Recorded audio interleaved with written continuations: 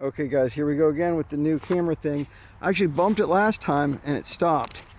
So I noticed that if you bump the screen at all, that this band goes a little over the screen. So hopefully this works. If this doesn't work, we'll lose that, lose that part of the video. All right, here we go. Got a big swim coming up ahead, lap number 2. Just reaching back to get that camera adjusted. It's definitely gonna be better with a tiny little camera on my head or the boogie board behind. I might do some of that follow me swimming thing, but it's nice to have you guys out on the swim. Let's talk about daily commitment, because we've been talking about cameras and that's not really what this channel's about. If you made it to this video, you may have seen some of my other videos, how I started just push-ups and squats, and increasing those, adding chin-ups, adding some other exercises.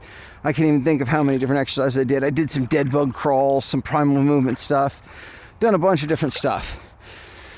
So any exercise that you pick, you can repeat that exercise and you can slowly increase. That was the idea of the channel. But then I realized that variety of exercises is probably a little better. So that's why I started adding more stuff. And then I even got into a stretching phase. I'm telling you guys, my buddy Sean was always telling me about yoga this, yoga that. But as I've gotten more into exercise, I see what he's saying. That flexibility, that ease of movement is more important than strength. A lot of times that flexibility, ease of movement is more important than strength. You want to enjoy moving your body in all these different positions and be able to move your body at all these different positions. Anyway, we didn't do any backstroke. Let's do a little backstroke for rest as we come in. Again, this is a fun trick. Been able to do it since I was a kid, and swimming. It's just swim with just my feet, man. There's a couple positions I can do it in, so it's fun. Anyway, we can look at the mermaid on the shore over there. You can see, I'm trying to head the camera towards them more and even point down a little bit. Doing a photo shoot over there, so that's exciting. I didn't ask him what it's for, but I wanted to get a swimming, man. Let's go back to the breaststroke and finish this one off. All right. So here's about the time I always want to quit. 1.5. You're like, I'm not even halfway there yet. Let's get to 2. I had some guys saying go to 5, go to 5. I don't think I'm going to go to 5 today with the camera on my head, but let's check. Do you want to check the camera? I'm not even going to check the camera this time. I'm just going to swim back. Hopefully it didn't stop. I'm going to walk up here. That's what I usually do. I normally, right here, I do my elephant walk and my stretches, where there's that little bit of a beach, so you can get a little further on your stretch than if you were on plain ground. Anyway, it's really beautiful out here if I just don't talk for a second too.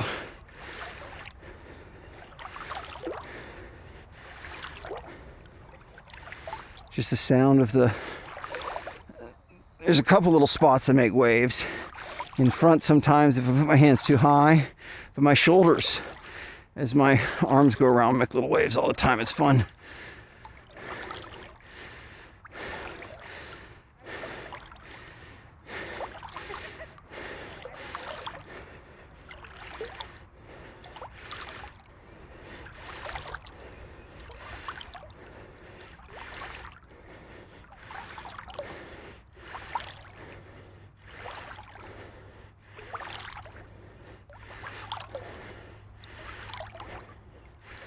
All right, we've been quiet for a little bit.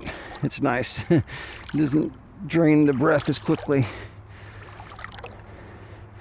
Anyway, let's go ahead and do a little backhand. Rest the arms a little bit, praying position. Oh, all right, here we go. It's a lot faster if you use your arms to add some momentum. No matter what, if you're keeping your head out of the water, unless I guess you're really buoyant, but if you're an average person like me, if you keep your head out of the water, there's a constant downforce. So you have to use some of your swimming propulsion with an upwards vector rather than a sideways vector, which is not as efficient, right? Using some of your energy to do that. So the lower you swim with your head, generally will let you do better. But here, let's get back this way and let's finish it off.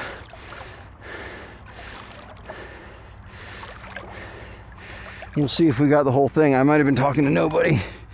If you just bump it, it'll bump off. But if you're careful and don't bump it, it'll sit in the harness without turning off. So we'll see.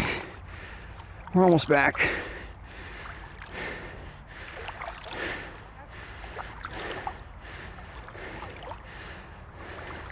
Same thing as last time. I'm gonna dry my hands off. Then we'll stop the recording, make sure we got the recording. And then we'll do lap 3.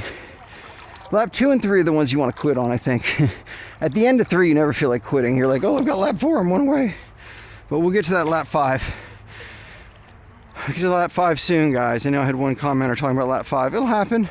Remember, it's a little bit of exercise every day, then increase that exercise very slowly. The very slowly is a key point. Injury is your injury and working yourself too hard. Those are the enemies of the daily commitment. I'm telling you guys, don't worry about going too slow. It's going too fast, it'll quit your exercise. Stop you. You don't want to stop. You want to keep the daily commitment going. Anyway, let's start another one. Here we go.